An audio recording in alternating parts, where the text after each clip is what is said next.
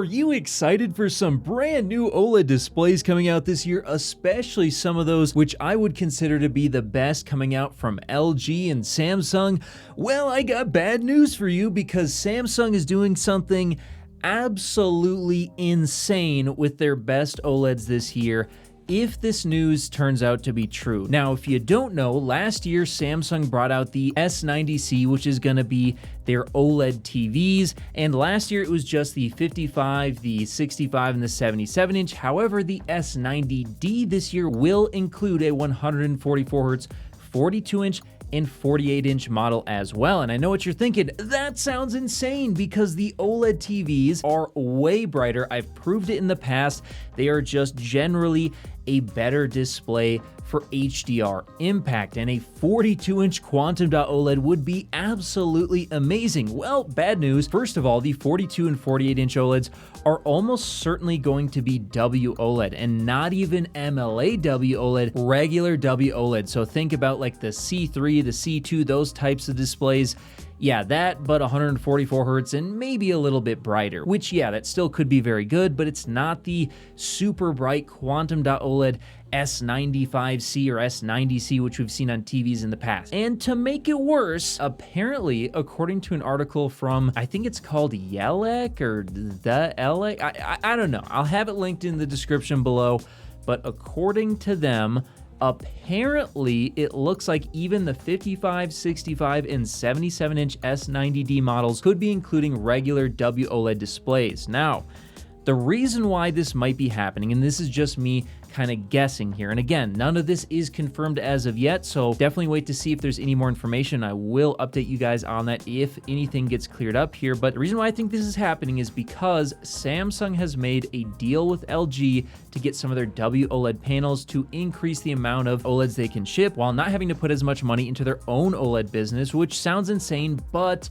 the OLED market has been stagnating over the last couple of years, so if you think about it from a business perspective, it's the least risky move they could have made, so it kind of makes sense. But if they do actually just mix them in with their other OLEDs and don't tell us, that's going to be a huge problem. You know, I don't care if it makes business sense for them. I don't want to go buy a quantum dot OLED or what I believe is going to be a quantum dot OLED and then get what is definitely an inferior WOLED. But I think this could actually happen because LG is not going to want Samsung to name it something inferior with a lower number if they're selling them those WOLED panels. They want their panels to be on the same platform as quantum dot OLED, or at least that's what I imagine they would want if they made a good deal with Samsung.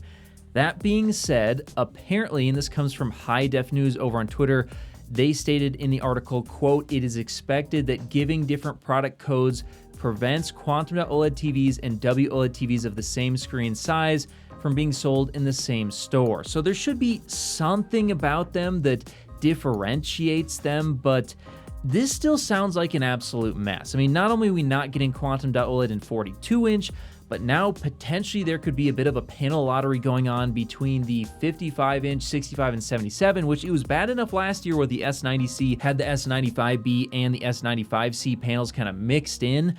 No, this year, apparently, it might be even worse. It might be a panel lottery of like, God knows what you're going to get. Are you going to get quantum dot OLED? Who knows? Are you going to get WOLED? Who knows? So hopefully Samsung makes it clear, but if they don't, if this is not made very clear, I will not be recommending those TVs to anyone because regardless of how good the price is, I don't think you guys are going to want to essentially gamble with your money on what type of quality panel you're going to get. So please, for the love of God, Samsung, I just don't want to see you guys doing this anymore. I think there should be a very clear delineation between what is what, but B, if you are going to mix and match panels, it's got to at least be the same panel tech, and if it's not, you have to make it very clear what somebody is buying because there are very big differences between WOLED, non-MLA, and quantum dot OLED, not only in the color volume and the brightness, but also how they handle reflections. They are way different and definitely, in my opinion, should not be sold as the same product whatsoever. I just don't think that should happen. Whether you're looking to connect a new console, gaming PC, or just need a fast and reliable HDMI cable to connect over long distances, Ruo has you covered with their certified 8K HDMI 2.1 fiber optic cable available in sizes of up to 50 feet and can deliver a perfect full 48 gigabits per second connection over distances other cables could only dream of reaching. And with 48 gigabits per second of bandwidth, it can easily drive 8K 60 FPS or 4K 144 FPS 10-bit HDR video through its ultra-thin, flexible, and durable housing, and it even supports ER. So if you're in the market for a cable that can drive a beautiful new TV or monitor, be sure to check out Ruo on Amazon today.